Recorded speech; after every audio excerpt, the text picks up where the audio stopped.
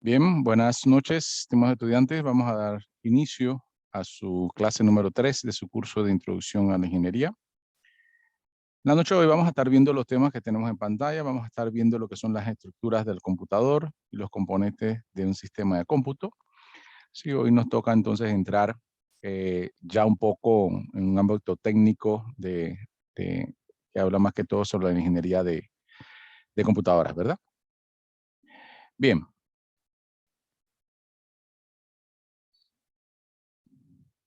Vamos a entrar entonces primero lo que van a ser las estructuras del computador. Bien, un computador se divide fundamentalmente en dos partes, ¿sí? El hardware, que es la parte física del computador, ¿sí? La parte tangible, es decir, aquello que nosotros podemos tocar del computador, lo que podemos tantear, monitor, mouse, el mismo teclado. Entonces son hardware, ¿verdad? Esa es la parte física del computador. Y la otra parte fundamental es el software, que es la parte lógica del computador. Es decir, el conjunto de instrucciones que le ordenan al hardware qué tarea se debe realizar, ¿sí? El software básicamente que es la comunicación que hay entre nosotros y el hardware, que es la parte física. El software viene siendo ese intérprete que todos los comandos que nosotros queremos realizar, entonces el software como que hace ese interlocución entre lo que nosotros queremos y lo que le enviamos la información al hardware para que haga las operaciones que nosotros queremos.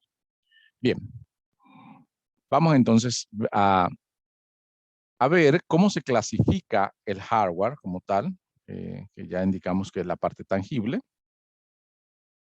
Sí, y tenemos que el hardware se va a clasificar en hardware básico, que son las piezas fundamentales e imprescindibles para el funcionamiento del computador, ¿sí? Ese sería el hardware básico. Eso significa que sin esa parte, digamos, el hardware no tiene funcionalidad, o sea, no puede usarse la computadora, ¿sí? Estamos hablando entonces, digamos, del CPU, los discos, el disco duro, la memoria, podría ser el monitor, digamos, porque tampoco tenemos cómo visualizar lo que está pasando. Entonces, ese también se clasifica como un hardware básico. Bien, y el otro es el hardware complementario. El hardware complementario son dispositivos adicionales que no son esenciales. Cuando decimos que no son esenciales, significa que sin ellos, igual puede seguir funcionando la computadora. Eso puede ser una impresora, un escáner, una cámara, unos audífonos, un joystick, ¿sí? Son hardware todos, pero si no están conectados a la computadora o si no los tengo, igual la computadora va a tener su funcionalidad, igual puede hacer la mayoría de las operaciones sin ese hardware, ¿sí? Entonces, el hardware básico son los elementos fundamentales para que siga funcionando la computadora y el hardware complementario son dispositivos adicionales que no interfieren en las funciones esenciales del computador. Bien, vamos a ver un poco lo que es la gestión de dispositivos del hardware, ¿sí? Y aquí vamos a ver entonces algo que expusimos en la primera semana, que es la teoría general del sistema, ¿sí? Cómo eran los principios de la teoría general del sistema, que hablaba de la entrada, el procesamiento o el proceso y la salida, ¿sí? Entonces, en la computadora funciona igual, obviamente, porque tiene que funcionar como la teoría general de sistemas. Las entradas, entonces, serían los dispositivos de entrada del hardware. Los procesos lo va a hacer entonces un hardware que se dedica al procesamiento, que más adelante vamos a ver cuáles son los hardware especiales o los componentes especiales de hardware que hacen eso. Y por otro lado tenemos entonces la salida o el producto final, que también lo tenemos en dispositivos de hardware. Bien, en dispositivos de entrada tenemos entonces los que ingresan datos a nuestra computadora, que sería el teclado, el mouse, el lápiz óptico, el joystick, el escáner, el micrófono y la cámara digital. Todos esos funcionan como dispositivos que capturan información, ya sea visual, auditiva o texto, y lo ingresan entonces a la computadora para que genere algún proceso y ese proceso al final nos genere una salida por alguno de los dispositivos de salida, como puede ser un monitor, un plotter, una impresora, los parlantes, sí, o una pantalla, cualquiera que sea. Estos son dispositivos entonces de salida. Aquí ya entonces aplica la gestión de dispositivos, aplica la teoría general del sistema, entrada, proceso y salida. Tenemos entonces algunos dispositivos que actúan en ambos sentidos, como entrada y salida, que pueden ser las pantallas táctiles, el módem. Son dispositivos entonces que pueden actuar como entrada de información, pero también como una salida del el producto, la producción final, luego de haber procesado. Bien, vamos a ver entonces lo que es, cómo se clasifican el hardware según su gestión de dispositivos. ¿Sí? Según su gestión de dispositivos, que era básicamente el modelo que teníamos anteriormente, se van a clasificar en dispositivos de entrada, dispositivos de cómputo o procesamiento, y dispositivos de almacenamiento, dispositivos de salida y dispositivos de entrada y salida. Vamos a definir entonces cada uno de estos elementos, lo que tiene que ver con los dispositivos del hardware. Bien, dispositivos de entrada, esta categoría se encuentran aquellos que permiten el ingreso de información, como ya lo habíamos mencionado, en general desde cualquier fuente externa, principalmente la del usuario. ¿Sí? Los dispositivos de entrada proveen un medio funcional para transferir hacia la computadora, propiamente del procesador, toda la información para que sea entonces procesada. Bien, ejemplos entonces de dispositivos de entrada: teclado, mouse, un escáner, micrófono, cámara web, joystick, un lector, ya sea Blu-ray, CD o DVD. Cualquiera. Lector de código de barra también se clasifica como un dispositivo de entrada.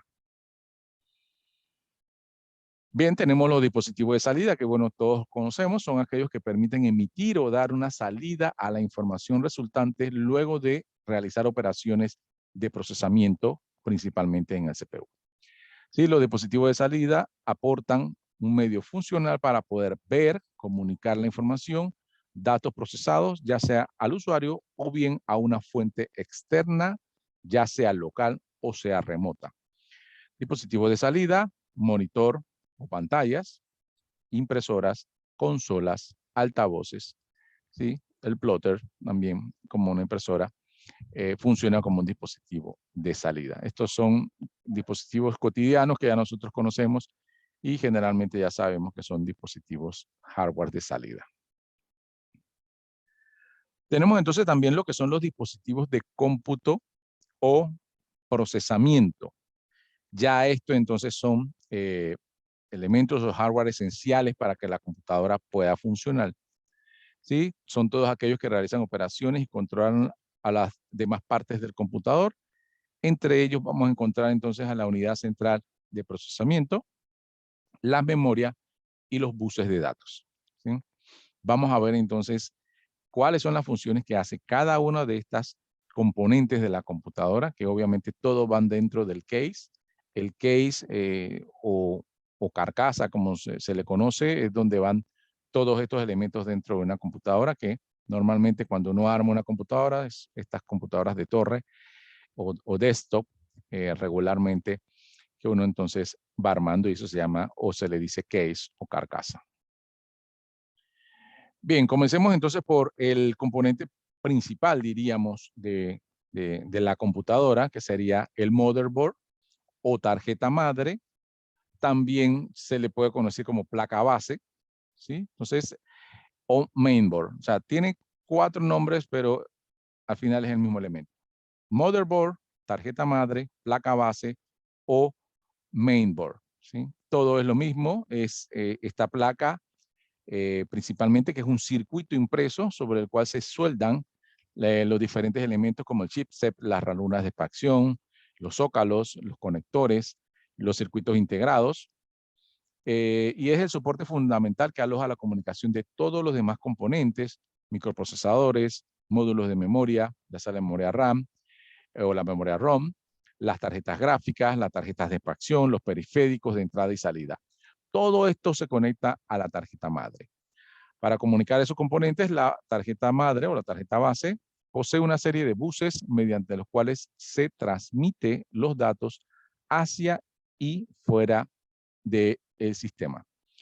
Bien, esta es entonces la tarjeta madre o motherboard, que es la que tiene en realidad todos los elementos donde se va a comunicar lo que nosotros vamos a conectar, ¿sí? La tarjeta madre básicamente sería esto, es un circuito lleno de diodos, capacitores, de sectores como esto, donde se va a conectar entonces lo que son la memoria, el zócalo donde se va a conectar entonces el procesador, los demás dispositivos o otras tarjetas externas se pueden comunicar directamente aquí también con la tarjeta madre, ¿sí? La tarjeta madre entonces sería este elemento principal que es a partir de ella entonces nacen todos los demás elementos o componentes que vamos a ver después en la parte del procesamiento.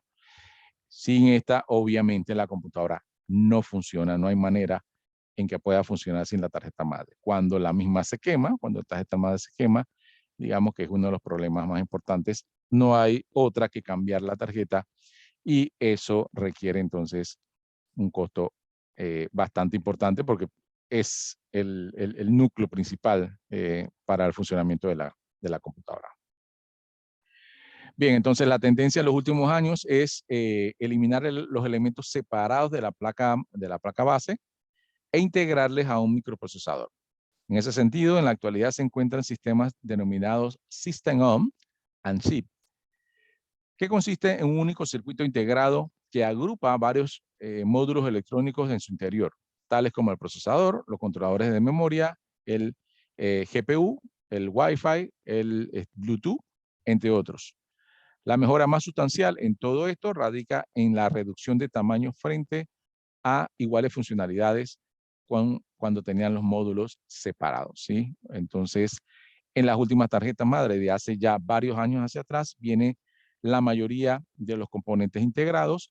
De esa manera, no hay que conectar adicionalmente muchas tarjetas.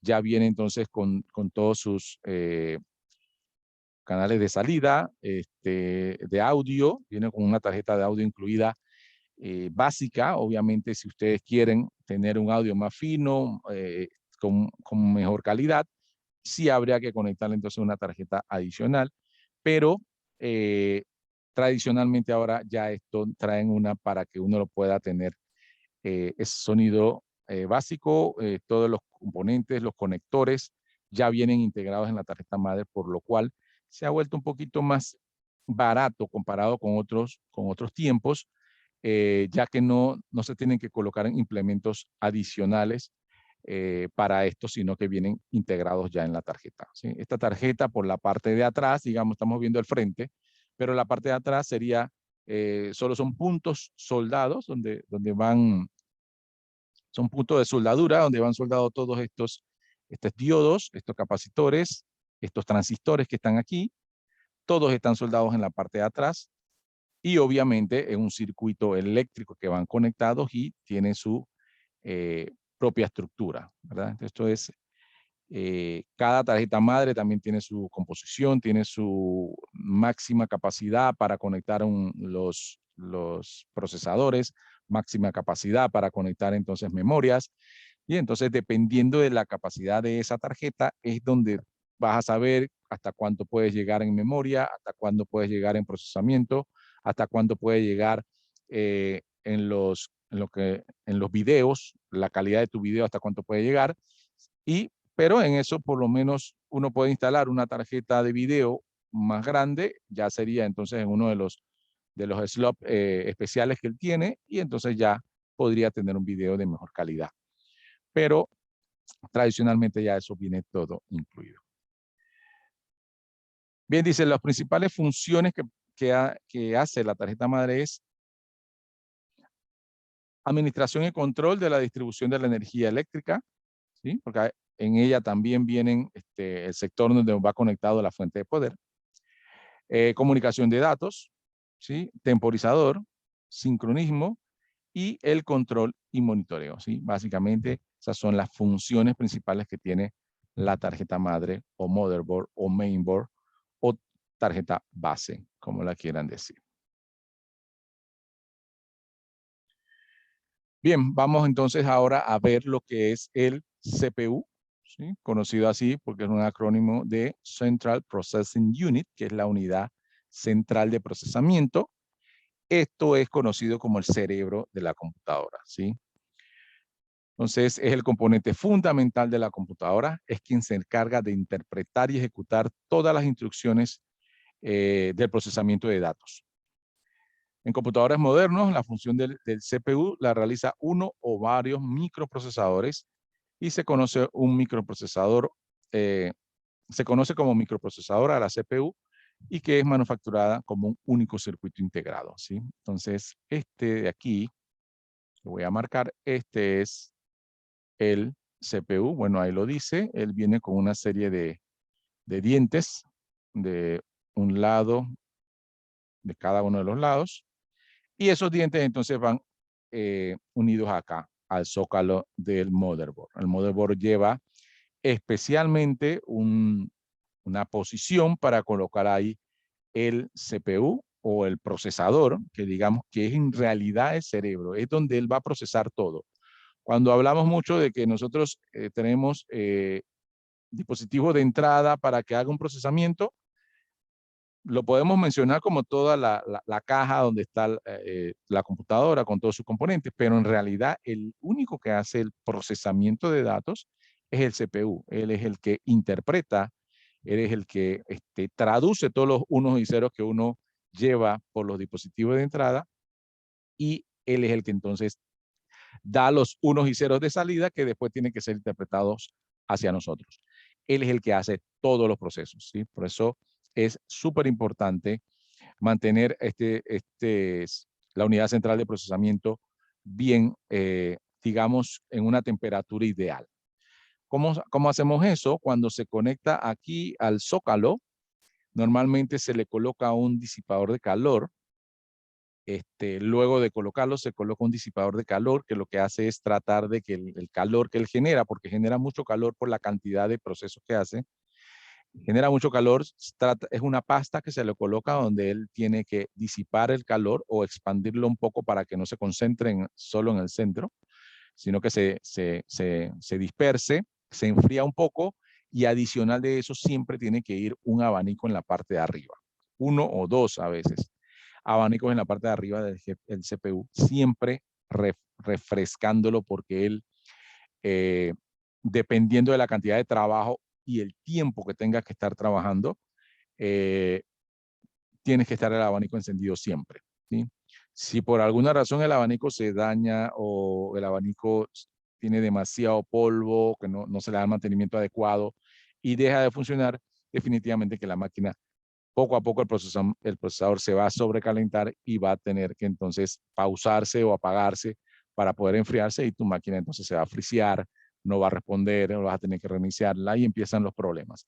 Cuando la temperatura del CPU se sobrepasa o se extiende más de lo normal, él entonces empieza a apagarse, deja de procesar, se congela y es donde a veces vemos que no hace nada, que mi máquina se está congelando, mi máquina no, después de encendida un tiempo ya no quiere responder.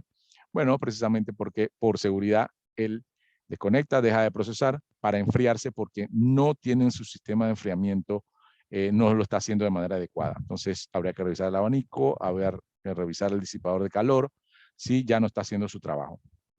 ¿Sí? Porque el CPU ¿no? es de los más caros que hay en la computadora. Cuando uno lo compra, evidentemente es uno de los componentes más caros que hay.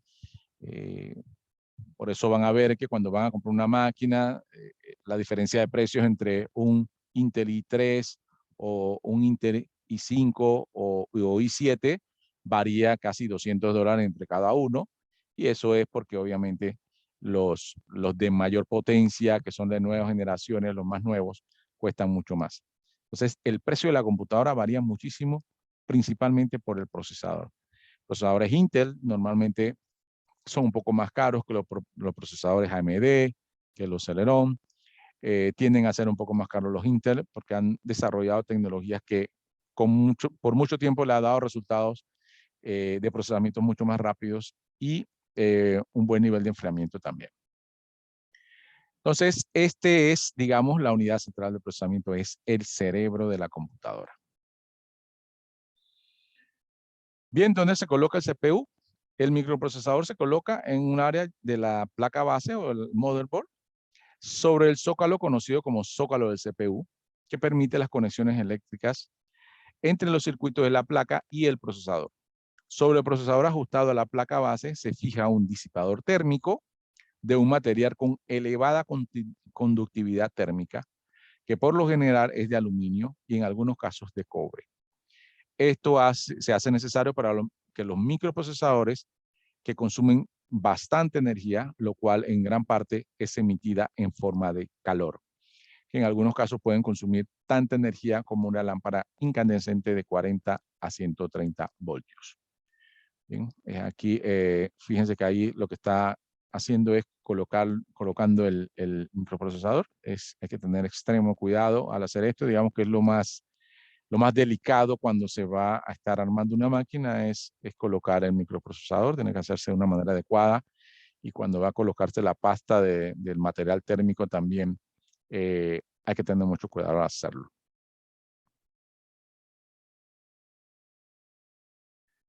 Bien, vamos ahora a ver lo que son el bus de datos.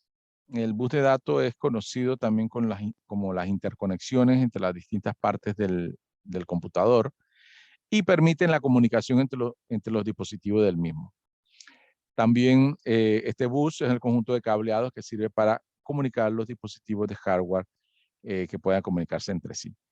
En realidad, cuando se menciona el bus de datos, no es más que estos cables que van conectados, que digamos, van conectados dentro entre la tarjeta madre y los diferentes dispositivos que se conectan. Entre la tarjeta madre y el disco duro. Entre la tarjeta madre y las tarjetas externas que se vayan a colocar. Entre la tarjeta madre y en alguna disco de estado sólido que se pueda conectar. O sea, siempre hay entonces que ir colocando estos cables que obviamente estos de acá arriba ya no se usan, son de los viejos, digamos, que tenían un límite de velocidad. Ahora se utilizan mucho más pequeños. Esto por lo menos SATA, que es para lo que es la conexión de disco, que es mucho más rápido.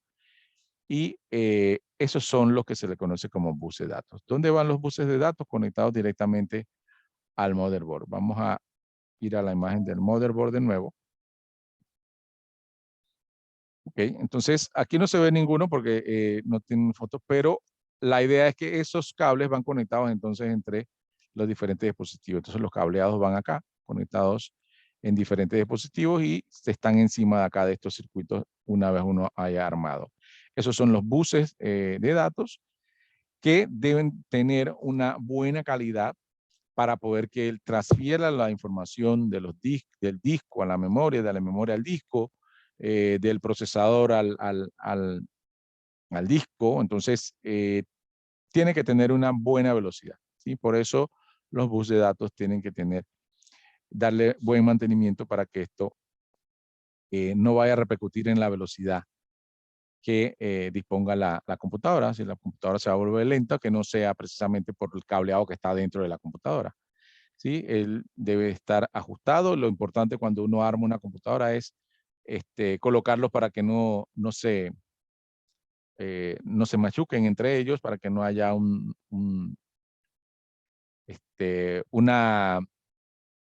digamos que no se dañen, ¿no? O no se dañen o no esté machucado y no entonces pueda pasar la información de manera adecuada.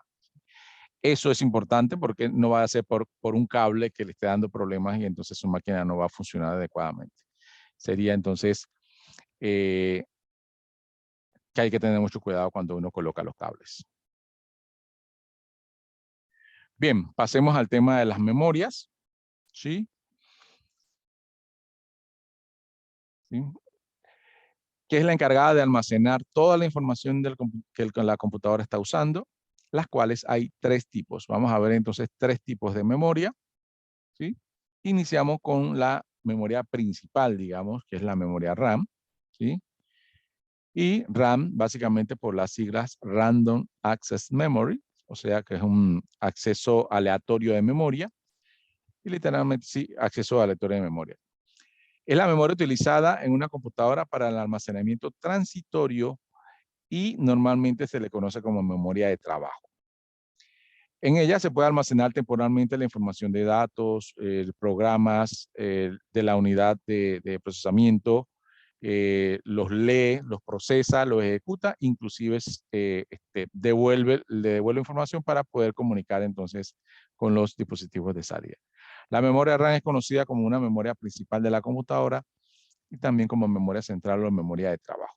Por lo regular, la memoria RAM que conocemos es esta, está en algunos, se conectan aquí directamente a la tarjeta madre está abajo, y esto es lo que uno compra, es la tarjeta o estas tarjetas de memoria para uno colocarlos entonces allí.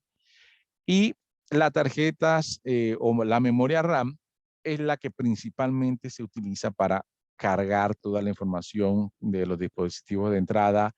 Ella recopila, almacena esa memoria, la va pasando de a poco al procesador. El procesador va generando la información, le devuelve a la memoria toda la información, por lo cual, por eso cuando tenemos una buena cantidad de memoria RAM, tiende la computadora a ser más rápida, ya que como todo tiene que pasar por el procesador, si la memoria le va mandando información más rápidamente al procesador y el procesador rápidamente se la devuelve, entonces se dice que se está ejecutando, que la computadora anda más rápido. En realidad está procesando más rápido, ya que tiene suficiente memoria como para almacenar, dispensar, volver a almacenar, y todo eso porque tiene una buena capacidad. Y solamente tienen 2 GB, 4 GB y están haciendo muchos procesos, pueden entonces que se sature la memoria, y entonces ella va a ir pasándole de una manera más despacio al procesador. El procesador le va generando información, pero como ella está saturada, no la puede recopilar de manera rápida, y entonces ahí es donde ustedes van a ver la lentitud en la computadora. Por eso que normalmente uno entonces le pone más memoria RAM, ¿sí? Le pone 8 GB, 16 GB, 12 GB, y ya ahí obviamente va a trabajar mucho más holgada, ¿sí? Mucho más holgada, y eso quiere decir que el procesador va a tener tiempo de ir procesando, devolviendo la información, y la memoria se va a mover entonces bastante más rápido. Memoria RAM es la memoria entonces de trabajo. Importante, en la memoria RAM no conserva nada de estos datos una vez usted apaga o reinicia la máquina. ¿Sí? Cuando usted apaga o reinicia la máquina, la memoria RAM se limpia por completo, queda completamente vacía. Por eso es que se recomienda reiniciar su máquina o apagarla cada cierto tiempo. Hay personas que por un mal hábito tienen de están trabajando en su computadora, se acaba su día de trabajo, solo la apaga o como que la ponen en hibernación, o le bajan la pantalla si es una laptop, no la pagan, se van a su casa, regresan y toda la semana hacen lo mismo. Entonces, a veces que tienen la computadora sin apagar o sin reiniciar por 2 semanas, y eso obviamente va mermando la memoria porque él va manteniendo todo lo que va haciendo allí. Y si ya uno terminó de usar un Excel, terminó de usar un Word, terminó de usar varias cosas, y hay veces que le queda secciones allí que ya no usa, pero sí están estorbando. La única manera, digamos, para limpiarla por completo es reiniciar. Reinician, queda completamente vacía, y cuando carga de nuevo empieza a reiniciar ya con lo que van a usar nuevamente. Por eso se recomienda reiniciar la máquina todos los días o apagarla en la noche y prenderla al día siguiente, y es la mejor manera de mantener la memoria funcionando de manera óptima. Bien, vamos con el segundo tipo de memoria, que es la memoria ROM. ¿Sí? La memoria ROM es, por sus siglas, Read Only Memory, son una memoria de solo lectura. Esta, a diferencia de la RAM, es una memoria permanente, ya que permanece en la ROM no se pierde, lo que está grabado ahí no se pierde aunque el computador se apague, ¿sí? Cuando el computador se apaga, la memoria RAM se borra, pero la ROM se mantiene. ¿Por qué? Porque esta es la que, los datos que están en la memoria ROM se utilizan precisamente para iniciar el computador, ¿sí? Básicamente cuando uno entra al BIOS o a esa característica configuración inicial de la máquina y le dice algunas configuraciones como por dónde arrancar, por qué dispositivo arrancar, en qué idioma arrancar, con qué tipos de caracteres arrancar. Todo eso lo tiene almacenado en la ROM, ¿sí? Entonces ella no se borra nunca y solo sirve para lectura. En realidad es de solo lectura, solo se puede leer la información desde la memoria y no recibe información. La memoria ROM, entonces lo más importante es que no se borra cuando se apaga la máquina y es la que se utiliza para iniciar la máquina. Cuando empieza a levantar, antes de levantar el sistema operativo, él levanta entonces lo que tiene la memoria ROM y luego levanta el sistema operativo. Por último, tenemos lo que es la memoria de caché. Sí, la memoria caché es una memoria que ya se está usando en la mayoría de las máquinas desde hace ya varios años, más de 15 años tiene la memoria caché andando. ¿Y qué es lo que hace la memoria de caché? Normalmente lo que hace es guardar las funciones más utilizadas por los usuarios en las máquinas, ¿sí? Bien, la memoria caché del procesador es un tipo de memoria volátil, o sea que es como la memoria RAM, o sea que también se borra cuando reinician la máquina. Su función es almacenar las instrucciones y datos que el procesador debe acceder continuamente. ¿Cuál es su finalidad? Pues que este tipo de datos sean de acceso instantáneo para el procesador, ya que se trata de información relevante y que debe estar a la mano de una manera muy, pero muy fluida. Los sistemas de hardware y software llamados caché almacenan ese tipo de datos de manera duplicada y por esta razón su acceso es tan veloz. Una memoria caché por proximidad al CPU es mucho más rápida que la memoria RAM, también es mucho más pequeña y la velocidad del caché con respecto a la memoria RAM podríamos decir que es de 5 a 10 veces más rápida.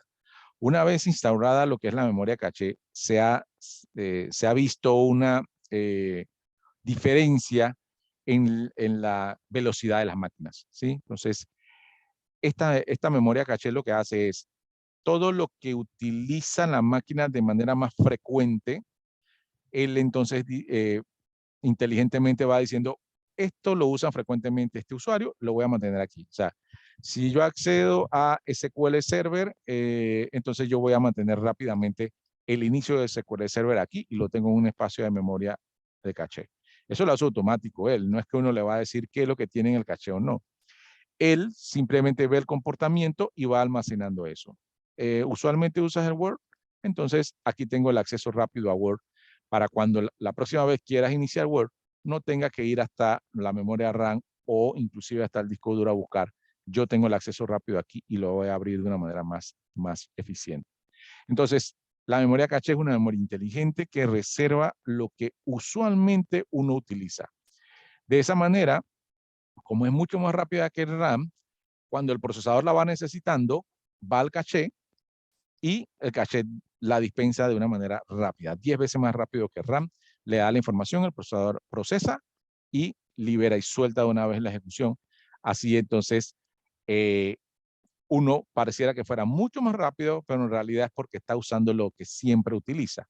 Si uno va, normalmente utilizan esos programas y un día le da por buscar un programa que tiene mucho tiempo que no usa, ahí va a demorar más porque él no la tiene en el caché, entonces la va a buscar al disco o la va a buscar a la memoria RAM y entonces va a empezar a levantar y se van a dar cuenta de que esto levanta mucho más lento. Levanta más lento porque no es el acceso normal que uno usa, entonces no lo tienes en el caché. Pero si empiezas a usarlo con el tiempo, la va a incluir en la memoria caché y la va a dejar ahí como que un acceso más rápido, ¿sí? Entonces, lo que se ha hecho últimamente es que están aumentando cada vez más la memoria caché. Entre más memoria caché tengas, más rápido es la computadora, ¿sí? Obviamente tiene que haber una proporción entre la caché y la RAM, porque la caché siempre es menos cantidad. Difícilmente o no se ha dado o no se da de que la memoria caché vaya a sobrepasar el tamaño de la memoria RAM. Por lo regular es de 25 o 10% más pequeña, o sea, tiene mucho menos.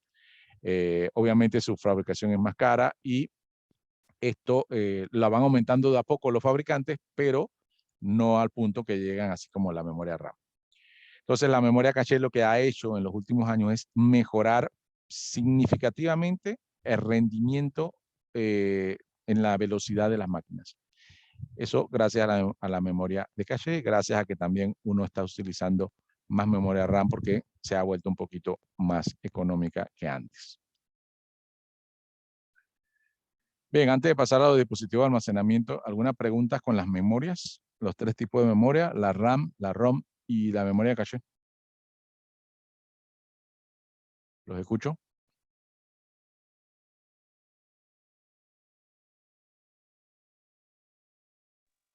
De mi parte no, profesor. ¿Sí? ¿Ninguna pregunta?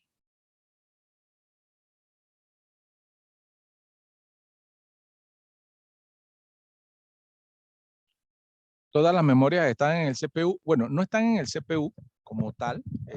Pregunta alguien si todas las memorias están en el CPU. El CPU como tal es la unidad central de procesamiento y es solamente el procesador, ¿no? Sí están dentro del cascarón o del case. Todas están dentro del case, sí.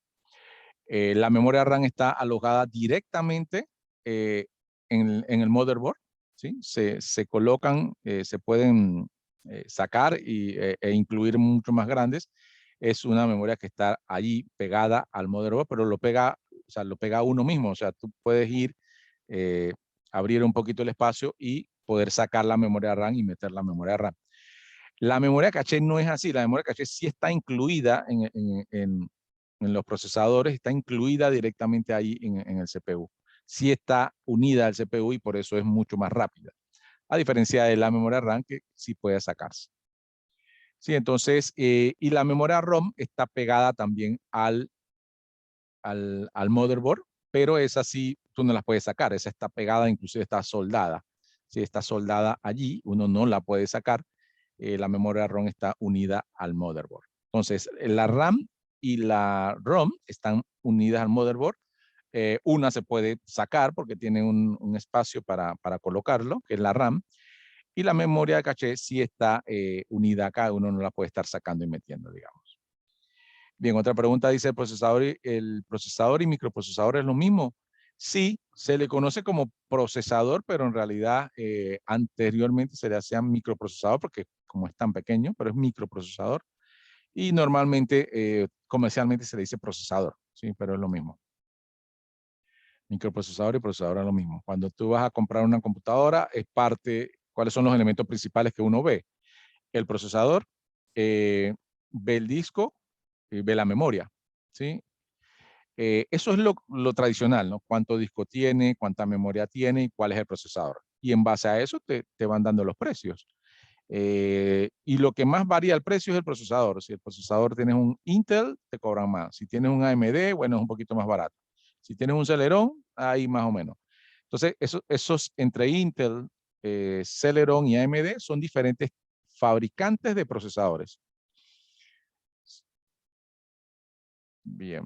Sí, son fabricantes. AMD, Intel y Celeron son fabricantes de procesadores. Algunas, digamos que Intel ha arrancado porque fue el mejor por mucho tiempo, pero entiendo yo que AMD ha venido progresando muchísimo, mucho más, creo que para temas de video, AMD ha progresado mucho.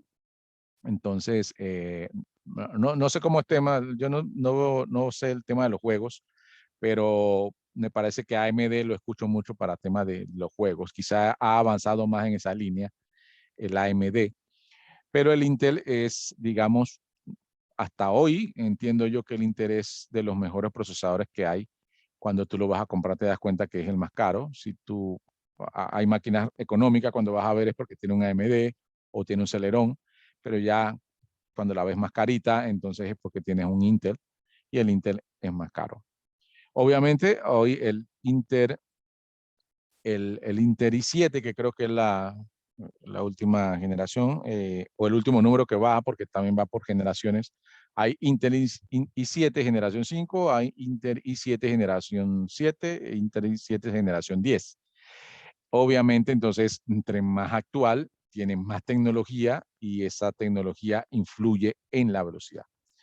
También por el tema de la memoria caché.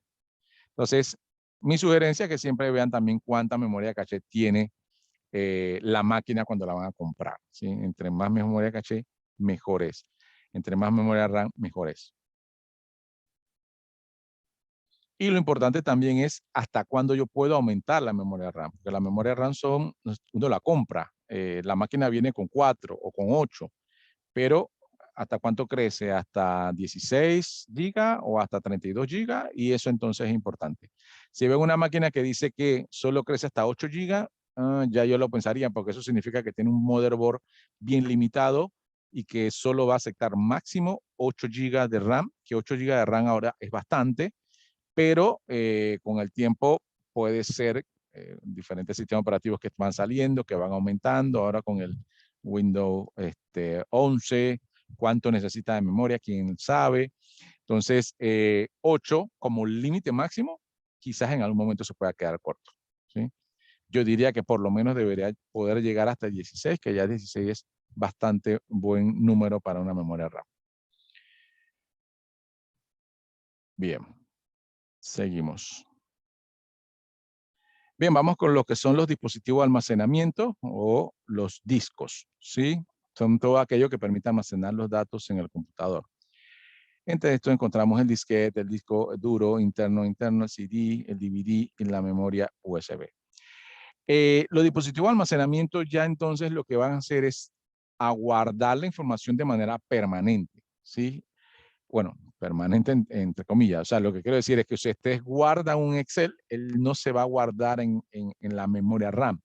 Él se va a guardar en el disco, ¿sí? Se va a guardar en el disco porque ustedes quieren que eso se mantenga ahí. O sea, cuando apaguen la máquina, yo apago la máquina, la vuelvo a encender el próximo lunes y quiero ver mi Excel ahí. Quiero ver mi presentación PowerPoint ahí. Quiero ver mi Word, que estaba haciendo un trabajo de 40 páginas, quiero verlo de nuevo, no quiero que se me pierda. Todo eso está guardado en disco, ¿sí? No en memoria. La memoria la usa nada más temporalmente. Entonces necesito un disco o un dispositivo de almacenamiento más permanente que las memorias. Entonces para eso están entonces el disco o la memoria USB, que ya todos conocemos que también son muy, muy pequeñas. Ahora una memoria USB trae cualquier cantidad de gigas y antes era irrisorio pensar en eso. Bien, entonces el disco que normalmente o tradicionalmente nosotros conocemos es el disco magnético, es este que tenemos aquí en pantalla.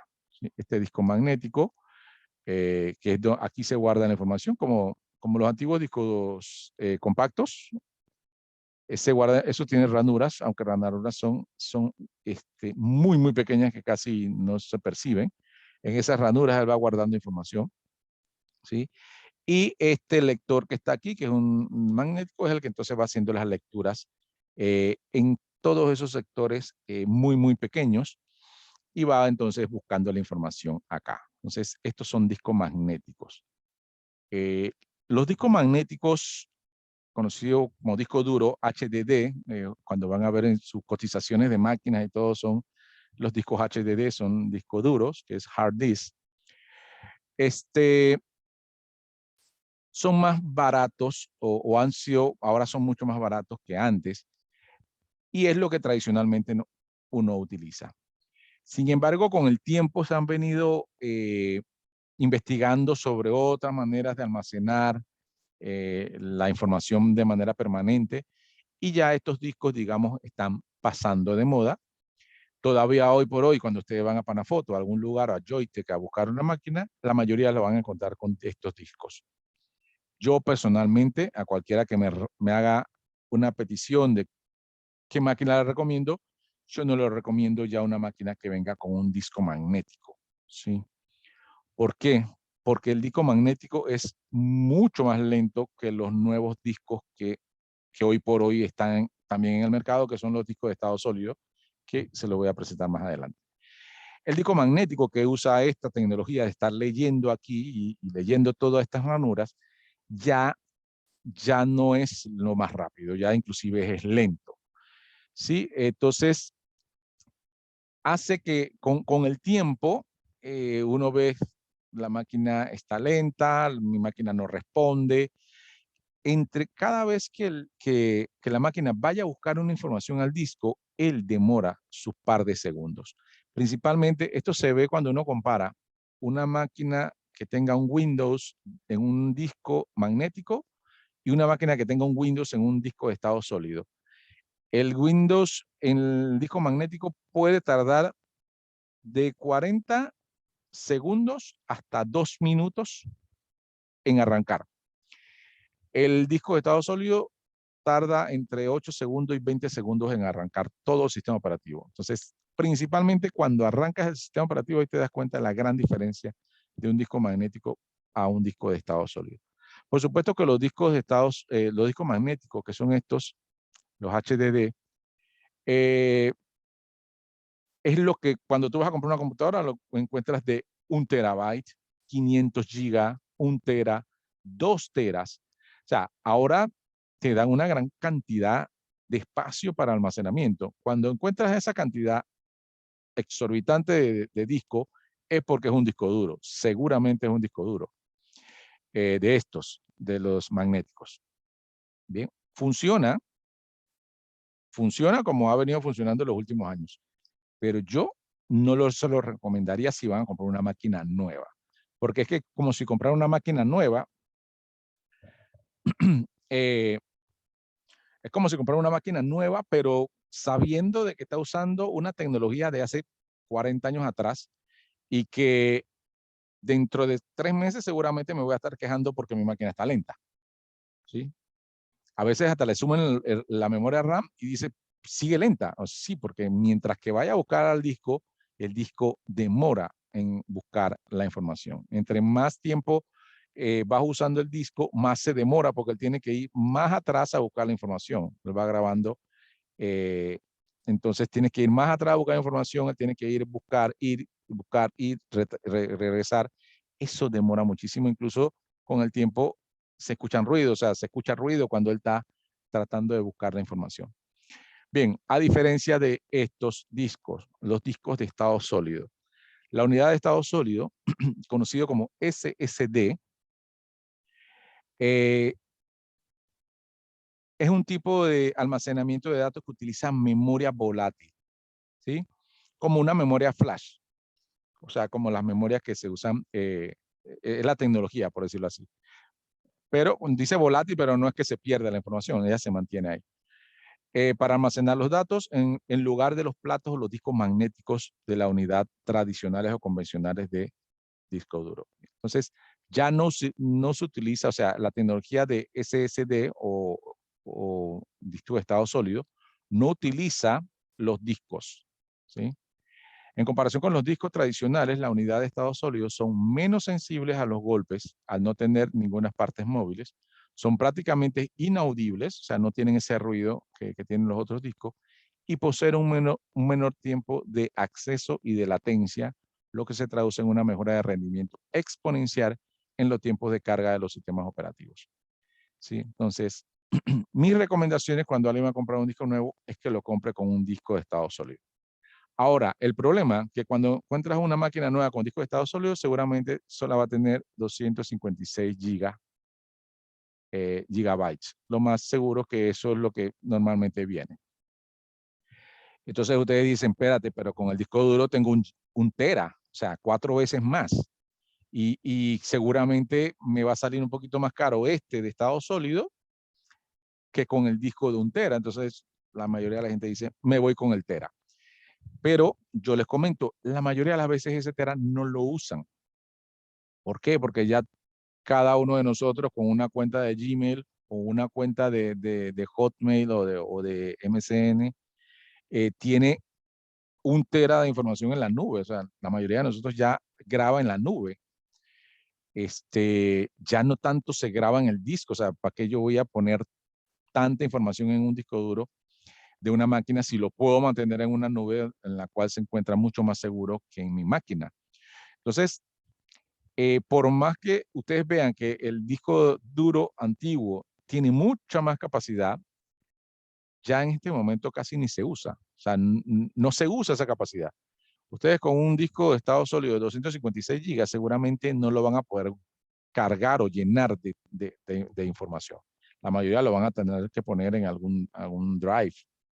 Sí, entonces, ahí sí, evalúenlo. Si alguien va a comprar una máquina o si le sugieren comprar una máquina, yo siempre le recomendaría ahora, en este tiempo, un disco de estado sólido, aunque salga un poco más caro.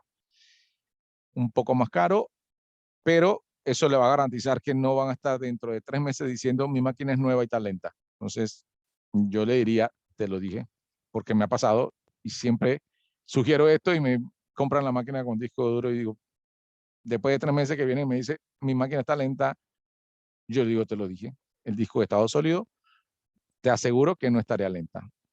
En vez de aumentar memoria, yo a veces le sugiero a personas que tienen una máquina de un par de añitos, cámbiale el disco por un disco de estado sólido y te aseguro que mejora tu rendimiento mucho mejor que comprar memoria RAM. Bien, seguimos. Vamos a ver ahora una pequeña comparación de las PC de marcas versus los clones. Clones se dicen de aquellas máquinas que son armadas, ya sea por un proveedor o por ustedes mismos. ¿Y por qué clones? Porque no tienen una marca fija, ¿sí? Tienen componentes de diferentes marcas, son armadas por los proveedores locales y no son una marca como HP, no son una marca como Dell, como Lenovo. eh, sí, no es ninguna de esas, sino que básicamente son máquinas armadas. ¿Okay? Ustedes conocen mucho sobre eso porque a ustedes les gusta mucho.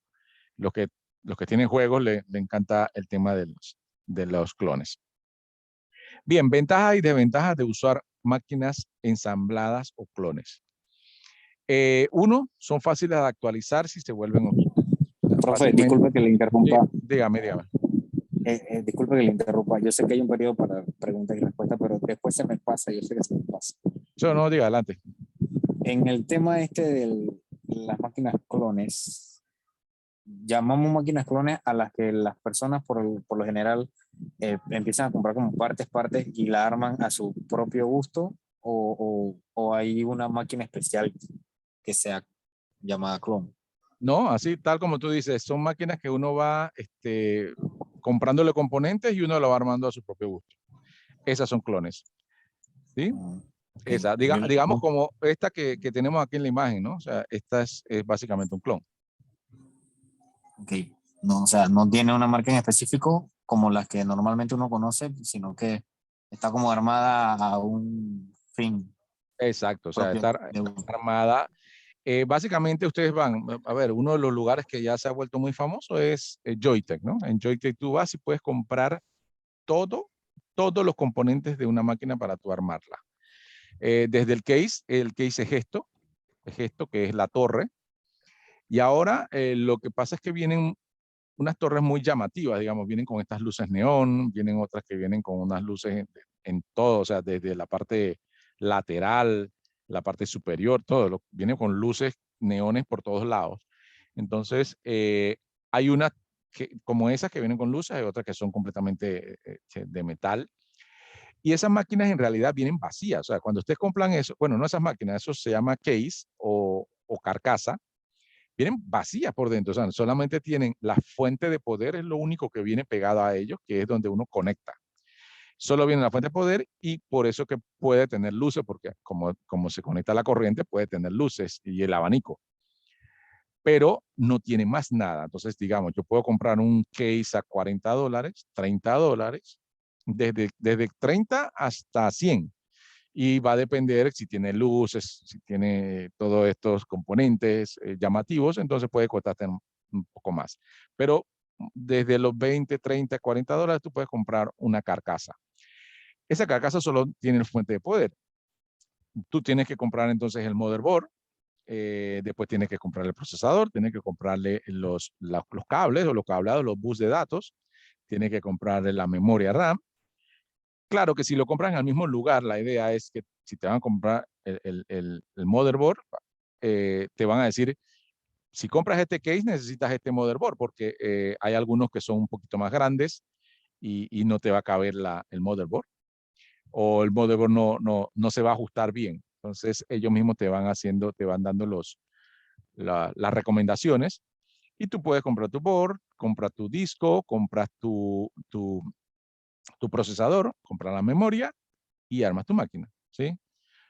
Ahora, ellos también te la arman, por lo menos en Joytech, tú compras todos los elementos y ellos te dicen, bueno, se cobro $30 y te la armo. Entonces, ellos como están adaptados para armar eso, es mucho más seguro que lo armen porque van a saber cómo poner el procesador en el zócalo de manera adecuada, van a colocarle el disipador de calor de manera adecuada, el abanico se lo van a conectar bien, o sea, esas cositas delicadas que es precisamente eso, la parte del procesador es lo más delicado. Estos pincitos que van en el zócalo tienen que caer exactos. Si uno lo pone mal o lo fuerza, estaría dañando el procesador y el procesador es lo más caro. O sea, el procesador es lo más caro de la máquina. Y sí, entonces estos son los clones. Los clones son máquinas armadas a tu gusto, a tu gusto. Ya sea que la arme el proveedor donde tú lo estás comprando o que la armes tú, se llama clon. Se llama clon porque efectivamente todos los componentes que están dentro no son de un solo lugar, son de diferentes lugares. Bien. Listo, profesor, muchas gracias, muy amable. Entonces, ventajas de esto que son fáciles de actualizar, ¿sí? Si yo le coloqué 4 GB de memoria y dentro de 3 meses me cae una plata, puedo agarrar y comprar otra memoria, abro sin ningún asco, la abro, le pongo otros 4 de memoria y listo, en 5 minutos ya duplicaste la memoria de tu máquina y lo puedes hacer muy sencillo, o sea que la abres con un par de tornillos, le pones la memoria y listo, se acabó. Entonces aumentaste la memoria en menos de 10 minutos. Entonces, eso lo puedes hacer con clones, ¿sí? Bien, esa es una de las ventajas. Los otros son fáciles de reparar. La garantía se honra aquí sin necesidad de enviar un equipo al extranjero. Obviamente al proveedor que te vendió, si todavía está en tiempo de garantía, te debería poder reparar lo que se le haya dañado. Son más baratas, se puede personalizar a tu gusto y presupuesto y la puede armar usted mismo si tiene el conocimiento adecuado. ¿Sí? Estas son las 6 ventajas principales de armar máquinas o ensamblar máquinas llamadas clones. ¿Qué desventaja tienen? La seriedad de la garantía depende del dónde lo compre. ¿Sí? Usted lo puede comprar Joytech, que ya tiene muchos años de eso, o lo puede comprar en un lugar que uno va y dice, bueno, aquí están vendiendo máquinas y la arman y me la arman más barato. Pero cuando ustedes van a la garantía, puede ser que dice, no, ya pasó el tiempo, solo tiene 2 días, en 2 días no cubrimos más nada. O estas personas también se pueden dar, no, ya no nos hacemos responsables, váyase con su máquina, ¿no? Entonces, ¿y qué le puedes hacer si básicamente tú la compraste armada con todos los riesgos que eso conlleva? Muchas veces no cuenta con un soporte técnico, algunas compañías no cuentan con el personal calificado, las compañías pequeñas o individuos poco experimentados, muchas veces se cambian el nombre, por lo que se hace difícil poder localizarlos ahora a la hora de reclamar una garantía. Muchos individuos o compañías se van a la quiebra, verifiquen cuánto tiempo lleva en el mercado esa compañía que le va a ensamblar su máquina. Y los precios de las marcas ya casi se igualan a los precios de los clones. Esto es cierto, los precios de las máquinas de marca han bajado bastante en los últimos 5 años y se han llegado a poner muy, pero muy similares a los de los clones, ¿no? Claro que entre más propiedades uno le quiera colocar a la máquina, ahí sí las máquinas de marca se disparan, pero últimamente las máquinas de marca están bastante baratas comparado con el tiempo de antes y ya se asemejan bastante. Bien, esas son las ventajas y desventajas del uso de clones. Vamos a ver ahora las ventajas y desventajas de comprar máquinas de marca o computadoras de marca. Bien, ventajas de unas máquinas de marca. Las computadoras de marca suelen pasar por un riguroso proceso de pruebas de compatibilidad para garantizar que los componentes trabajen de forma correcta y sean 100% compatibles con ellos. Y es cierto, empresas como Dell, empresas como HP, que tienen muchos años en esto, tienen unos rigurosos procesos de control de calidad para saber que cada uno de los componentes que pusieron dentro de esa máquina funcionen y no tengan ningún tipo de conflicto entre ellos. Al ser objeto de diferentes pruebas, una PC de marca te garantiza un tiempo de vida útil mucho más prolongado que una máquina PC ensamblada. Los materiales de fabricación de una PC de marca suelen ser de mejor calidad, desde la carcasa de plástico hasta el armazón metálico del interior, lo que lo hace normalmente más resistente. Al estar respaldado por una marca, tienen una mejor respuesta en temas de garantía, la cual puede ser desde 1 año hasta 3 años. En algunos casos cuentan con soporte técnico remoto. Y la última, tienen a tu disposición la documentación del producto y el software necesario como driver, que lo puede bajar directamente de los sites de la marca. Eso sí es cierto. En la página web del fabricante. Esas son las ventajas de tener o de comprar máquinas directamente de algún fabricante ya conocido. Bien, obviamente tiene también desventajas.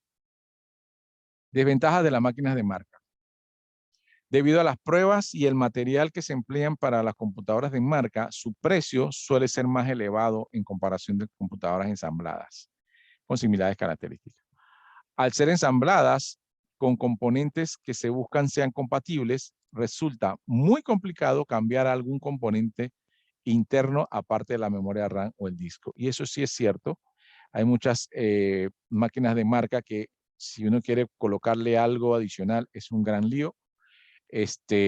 La memoria tiene que ser una memoria certificada, tiene que ser entonces compatible, todo tiene que estar muy, muy probado.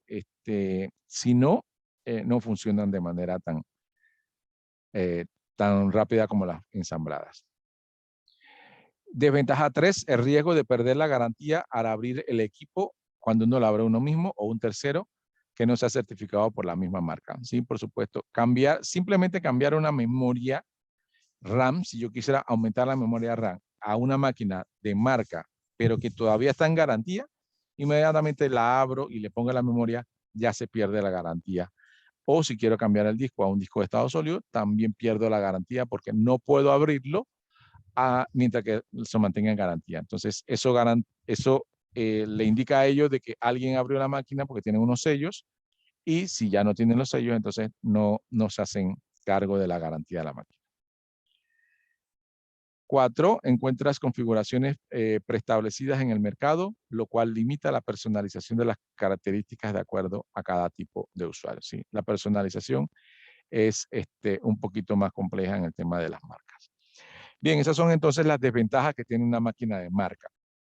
Aquí en este momento me gustaría escucharlos a ustedes a decir qué opinan, quién tiene máquina ensamblada, quién tiene máquina de marca y qué opinión tienen ustedes sobre esta disputa de máquina de marca o máquina ensamblada o clon.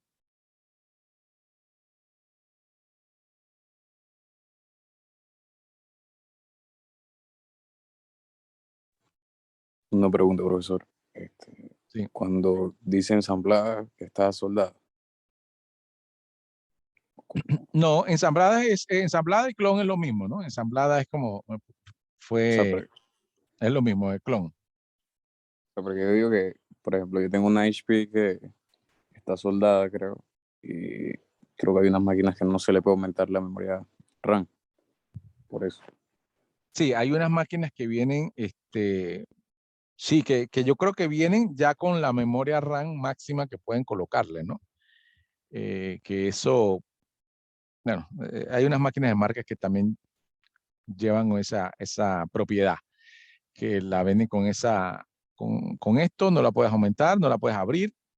Y eso obviamente a mí me parece una gran desventaja porque si tú tienes una máquina, tradicionalmente uno quiere tenerla un buen par de años, y si uno con el tiempo tiene algún dinerito y le quiere poner más memoria para que sea más rápida o cambiarle un disco, oye, la máquina la compré yo y yo tengo el derecho de abrirla y ponerle un disco si quiero, o ponerle una memoria, ¿no? O sea, cuando te la dan así soldada de que no se puede abrir ni nada, básicamente te están diciendo de que va a nacer y a morir tal como la compraste, o sea, no le puedes hacer más nada.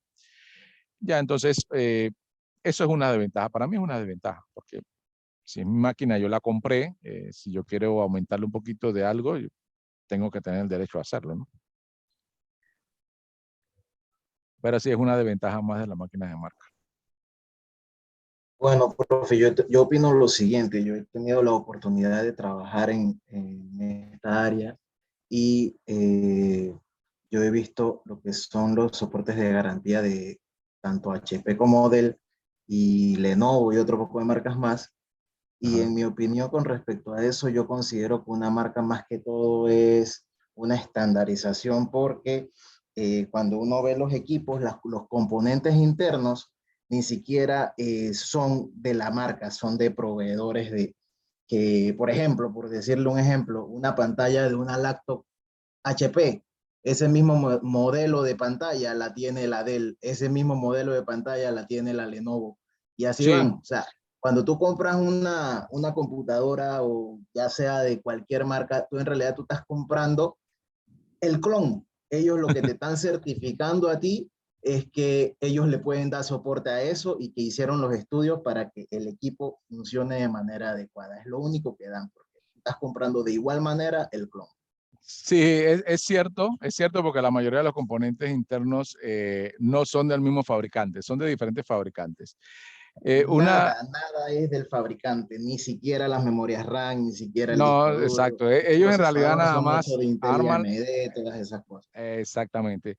Una de esas compañías, porque lo que pasa es que la compañía, digamos, una Dell o una HP, lo que hace precisamente es armar la máquina, pero ellos no hacen ni los procesadores, no hacen ni las memorias, no hacen nada de eso. Eso viene viene de China, viene de Taiwán.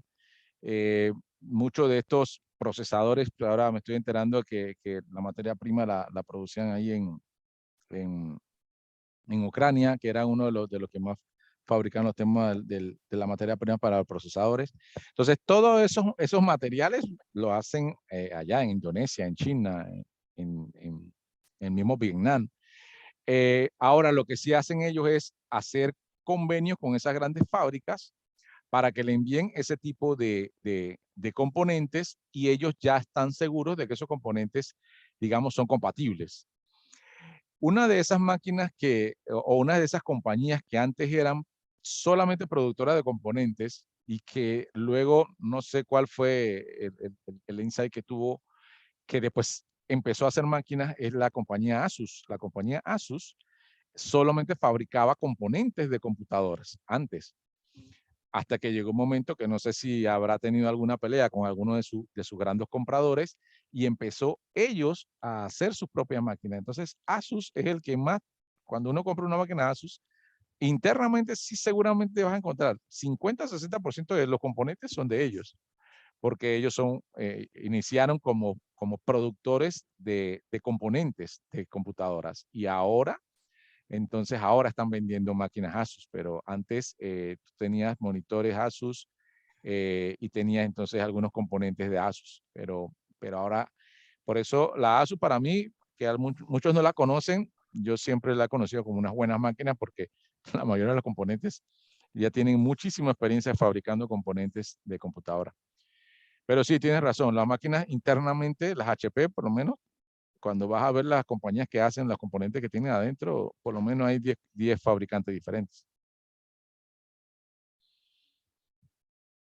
Pero lo que sí hacen es esa compatibilidad de todos los componentes. Ellos están completamente seguros de que no hay ningún problema en la comunicación entre los componentes de los diferentes que pusieron en sus máquinas. Pues eso sí lo pueden asegurar ellos.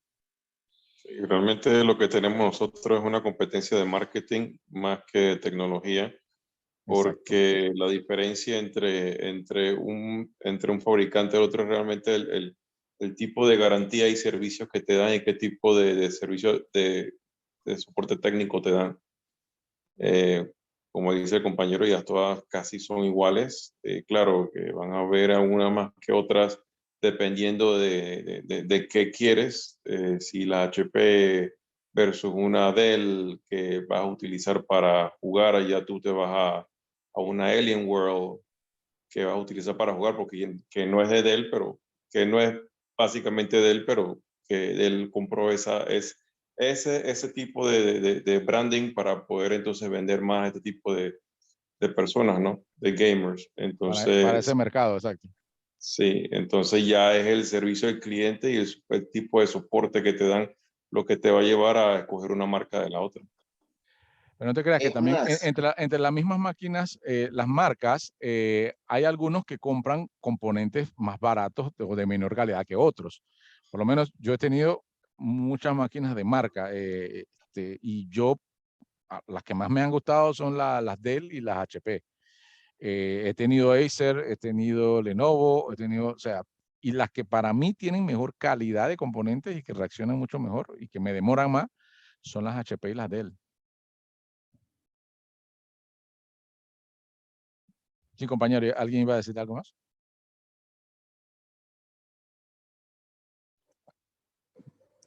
¿Qué son los drivers, profesor?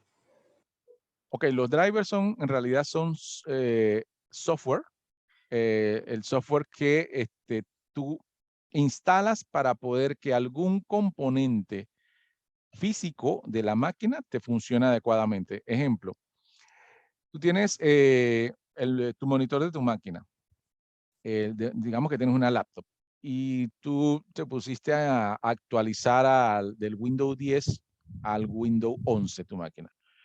Y después que reinició todo, instaló todo, te diste cuenta de que los colores que tenías antes en tu máquina no te salen bien. O sea, es más, no puedes colocarles una resolución muy alta porque te empieza a parpadear o algo.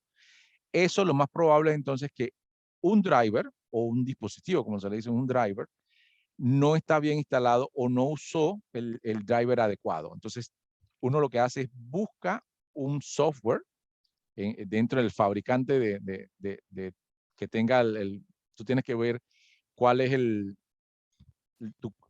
cómo es tu pantalla, cuál es la marca de tu pantalla, la marca del fabricante de tu pantalla. Entonces buscas el driver adecuado, que es un software que en realidad te baja y tú te lo instalas y entonces ese software es el que hace que el sistema operativo se conecte completamente bien con el dispositivo físico, que es la pantalla.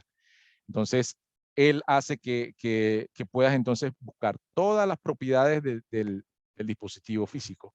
Entonces, en ese sentido, que es lo que más pasa cuando uno a veces instala otros sistemas operativos, los drivers, a veces el sonido no te queda igual, los micrófonos no te quedan igual, y es porque puede ser que el sistema operativo colocó un driver default que él esperaba que era el mejor, pero no era el mejor para tu máquina, no era el mejor para tu componente. Entonces, hay veces que uno tiene que llegar y bajar ese software e instalarlo uno propiamente y ahí entonces queda mejor, ¿sí? Eso pasaba mucho antes con los otros sistemas operativos. Yo no sé, ahora Windows ha mejorado eso y cada vez que uno hace un reinicio, utilizan los drivers adecuados y tienen muy poco problemas de incompatibilidad.